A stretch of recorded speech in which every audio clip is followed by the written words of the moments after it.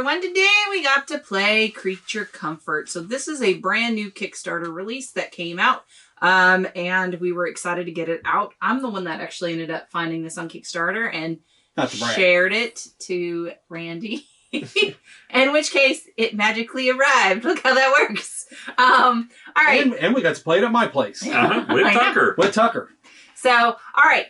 So, before we get started, don't forget to hit that subscribe button and that notification bell because board games are amazing and that is what we do. You want to see the cute puppy. And you want to see Tucker. You want to see the doggy. All right. So, let's talk more about this game. Robert, what you got for me? So, came out, as Marianne said, this year, so 2022. The overall rank is 3940. It's got a pretty good rating at 7.9. Designer is Roberta Taylor. Artist is Shauna J.C. Tenney. Published by Kids Table BG. MSRP is $49.99 for retail. The Kickstarter version that Randy got was $59.99. Canadian. Canadian. That $10 difference is well worth it. Yes. Because, we'll go into it. But let's talk about it. All right, so quality of pieces. You have these beautifully wood screen printed resource icons. We've got the wood, the stone, the wool, a bunch of different things, some really pretty books. You also got the dice are pretty standard, even though the ones are unique to that. So except for the white dice, but that's because you're commonly. You do have cards. They are linen finish. I do think they're pretty good thickness, so I'm kind of happy there. Overall, this game is absolutely gorgeous. Yeah. The component quality is fantastic. I don't know what the non-Kickstarter is, but I don't want it. Kickstarter is that you get cardboard instead of all the wood resources, and then there's still wooden tokens for your player characters, but they're not screen printed. And the houses are still wood. I think they're the same. And there's nothing screen printed on the houses. Yeah, you don't get the little earthworm gem like. They call you the early bird if you're the first player. Because you get the worm. And you get the worm. So that's the first player token. That's pretty clever. Very clever. So overall, though, I was really impressed with quality components. I think this was kind of top notch. I'm going to give this a 9 for component quality with the Kickstarter version. What are you guys thinking? Yeah, all the cards are linen finish. I don't know if we mentioned that. Yeah. Okay, I missed that. I mean, apart from the dice, the dice is the only thing that bugged me because they're not as nice as everything else. I'll probably go ahead and give it an 8.5 just because I think the dice could have been better. And, other than, and the player boards are a little lame. But apart from that, everything is amazing. Yeah, I agree. I think I was going to give it an 8.5 too. If the boards were inlaid, maybe the dice being a little bit more customized, that I think would have been a really nice touch to a very pretty game. It is very pretty. But yeah, I think 8.5 is a good score. So you talk about pretty, and that drives us right into theme. We are in Woodland Creature trying to save up for winter. And let me tell you something, it is fun to save up for winter. I love it. I love the fact that you have your little home and you're trying to do comforts for the winter, which includes food, warm clothing, candles, and things like that. It's cute. It's fun. I absolutely think it's adorable. I'm probably... The artwork, I love it. I think it's very cutesy. I think an 8.5 for me for theme. Yeah. What about you guys? The artwork on this reminds me of that Arch Ravels game we backed. Yeah, I think I could see that. Very similar style. I really think this is an adorable game. I think it's something that we can teach to Sarah. I'm not sure yet. Well, she's 8. It's 8 plus. So, I mean, no, I do think she can play it. This is a great entry to a worker placement game. I think, thematically, it's fun for adults. It's going to be even more fun for kids. I love the fact, the cards for each category are all the same, except for the board games, which are in there. Which is really cool. Which they customize and actually put actual board games into the, they put in Wingspan, Everdell. We can't tell what this one is. Yeah, we're not sure what the other one is, or the third one. But it looked kind of like Evolution, maybe. We weren't sure. But yeah, it was just a fun add-on. It was not required by any means because everything else there's multiple cards and they all have the same art, but those were just different. It's just, everything about this was just, it was a joy playing it because of all the fun factor of all the art and the cute animals. it's just something I think that it's appealing to pretty much everyone. So, what was the score on it for you? I'm going to give it I think I'm going to give it a 9. Okay. What about you, Robert? What are you feeling? What are you thinking? I really do like the art as well. I like, it just feels good playing it. It just, by looking at the art and the mechanics that's involved in it, because there's no pressure really. There's no stabby elements to it at all. So, Miranda got to do her thing without being interrupted, and so she wants to do all the things. She can do all the things. Yeah, so you don't have to worry with the little one. Yeah, you don't have to worry about that at all. So I really like that. I think I'm a 9 too. Yeah, it's a really good one. All right, so let's talk about Rulebook. So I think that Randy went through the Rulebook fairly quickly. Yeah, I mean, we listened to it. It's 16 pages long, but it's not a hard read at all. It's well, everything's pretty straightforward. A lot of cute art in it. Mm-hmm. I mean, it's very large art, taking up a lot of the real estate in the book. So it's not, even though it's 16 pages, it doesn't feel like 16 pages. And if you just took the content, I want to find a woodpecker that drinks coffee. That's amazing. But yeah, it's very clear. The only thing that wasn't clear was some of the card interactions, and I think they need to have an errata for some of that, because some of the cards will let you break some of the rules, but it doesn't really say which one takes precedence or priority over it. So I think there's going to have to be some errata, and I think there's already some questions going around about some of the interactions with cards. Other than that, everything's very clearly stated in here. I'll give it an 8 because I don't think it's a huge detriment. We just had to make some decisions, house rulings on it, and just move on because it's so early. There's not really any errata out there, and a lot of it is speculation. People are saying, "No, I think it's this way. No, I think it's that way," but they weren't major impacts to the game. So I think 8's a good score for the rulebook. Okay, fantastic. All right, so let's talk about gameplay. So this is a worker placement with a kind of a dice variant to this. So there are several resource management. Yeah, resource management, definitely. So so basically what ends up happening is you roll 2 of your own dice out, and then there are 4 dice. Oh, hello. There are 4 dice that everyone belongs to. So the first player... But you don't roll those yet. You place. Everybody places their workers first. I got excited, guys. All right, so everyone places their workers. You only see... 4. Yeah, you get 4, and you only see what you have available, or what your color is. So you'll place them throughout the board, and there's a lot of hope. And everybody can go to the same locations. You don't restrict you're not blocked. anyone.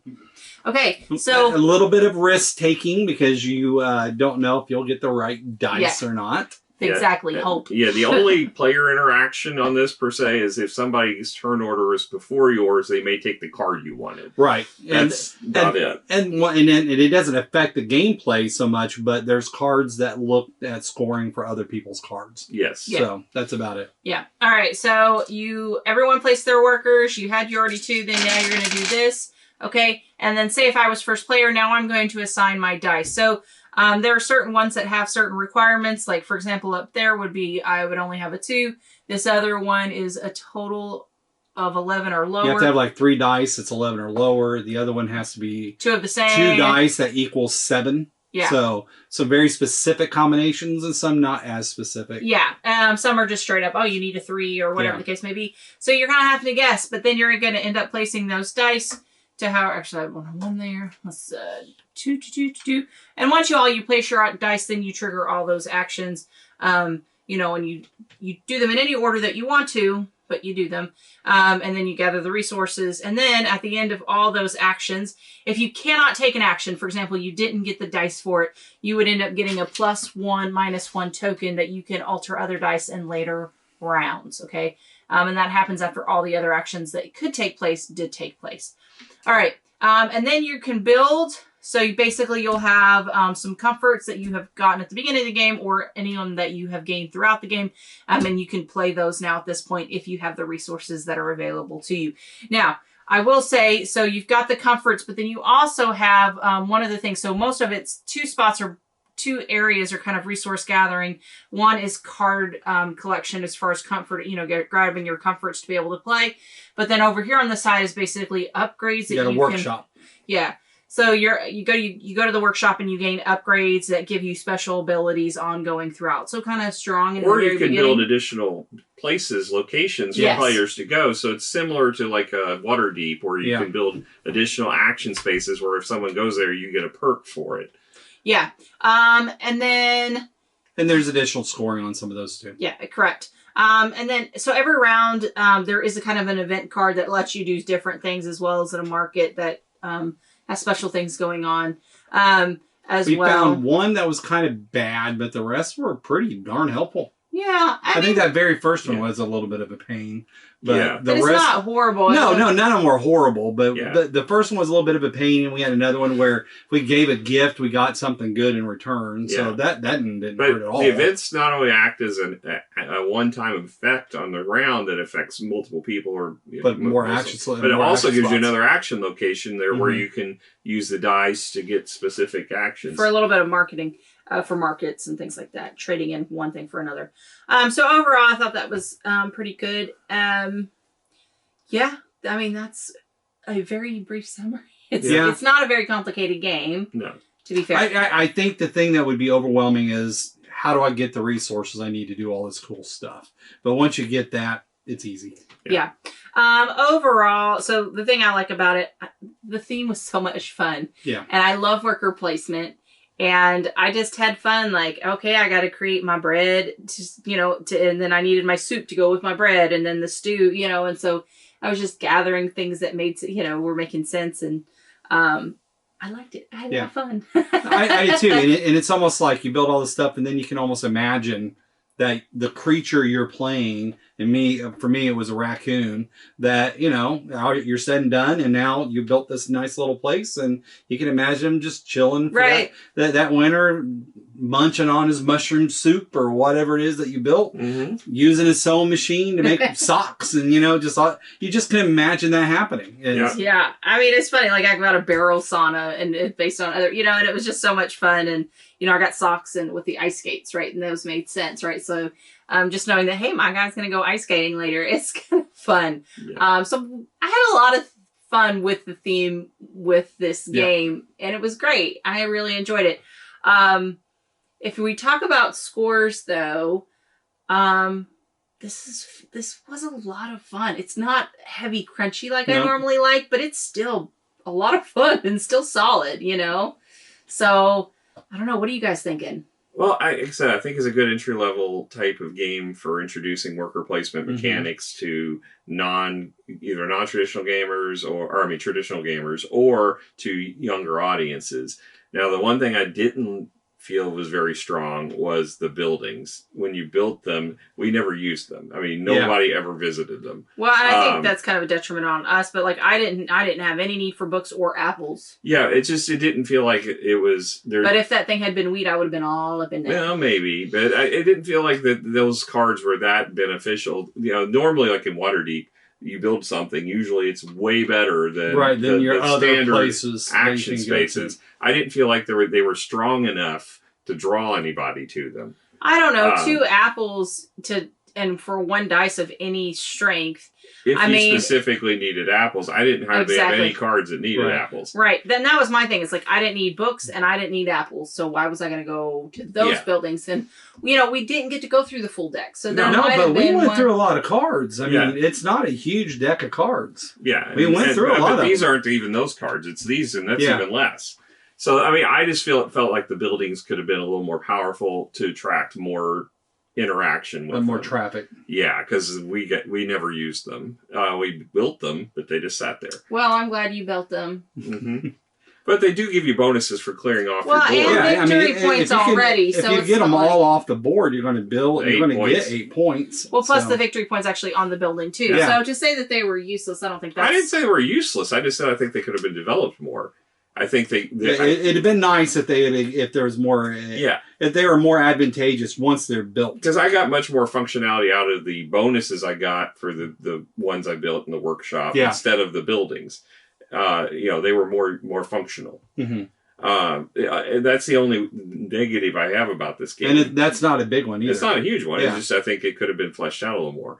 But everything else I thought was fine. So what would you score it then? It's it's hard because this is not the typical game that I would like. But we had fun. But we had fun. Yeah, I love the theme, but we gave it a high score on theme. So now I'm trying to think about gameplay.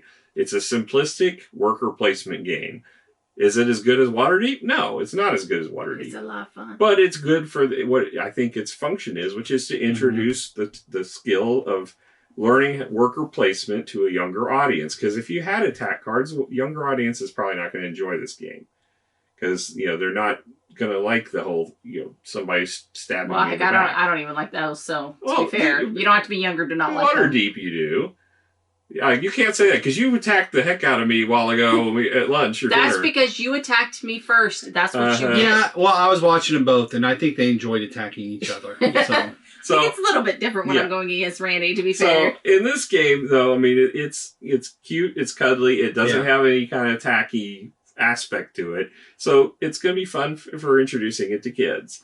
Well, so for that purpose, I'll give it an 8. Is it my favorite game? No, it's not my favorite game. No, but my thing is you say good for kids, but I had a lot of fun. I'm not a kid. Yeah.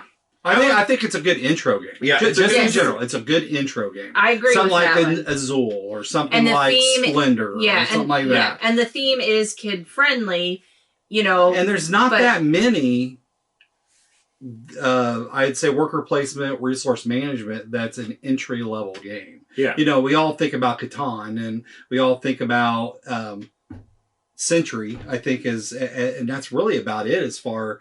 Because I wouldn't even think Stone Age. Century's not a worker placement, though. Well, you got the different versions of Century, and they incorporate it. Yeah, I'm thinking of Spice Road. But I mean, it's just that I just think it's filling a niche that I think has not been. There's not a lot of games out there that really do. At least that I know of. I mean, there's thousands of games. You've got some basic ones like Kingsburg and. Wingspan might be Stone Age to some extent. Yeah, but see, I think Stone Age is a little bit more complicated. It is. It definitely is. Yeah. As I say, it's not something that's for a younger audience. Right. Just not because of the content, but just because the complexity of it. This one is going to be much more appealing. Waterdeep thematically is not really a good one for young audiences. Right. It's not like it's like anything bad about it. Well, but honestly, you're just gaining cubes and moving them around. Like there's no real theme to it. If you put this one on the table and Waterdeep on the table, Sarah isn't going to gravitate. She's going to go to this one. She's going to go to this one because it's colorful. It's got furry critters. Yeah. So you're saying an 8. What would you give it? I think I'm an 8.5. Yeah.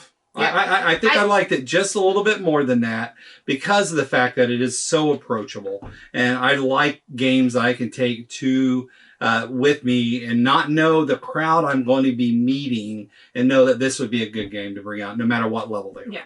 At the end of the day, I had so much fun with this game. Yes, it was a little bit of theme, but I actually liked the mechanics. I thought it was great. I mean, is it something crunchy? Like if I'm in the mood for crunchy, would I get this out? No, but if I'm just wanting some fun, I'm going to pull this out. Mm-hmm. I really did enjoy it. I can't wait to share it with a lot of my, girlfriends. I think your mom will like this. My mom's going to like this. I think Anne's going to love this. I think Heather would enjoy this. You think Amara will like it? Mara, maybe. We'll have to see. So, but no, I mean, overall, I love it. I'm actually kind of leaning towards the 9. I really did enjoy this. I had a lot of fun doing it. Mm-hmm. And when I think about it, at the end of the day, was it fun? That's what it's about. That's what it's about. And I had a blast. So yeah, there you go. Well, thank you guys so much for joining us. I had fun. Tucker had fun. Yeah. We hope to catch you guys again later. See you guys. Bye. Bye.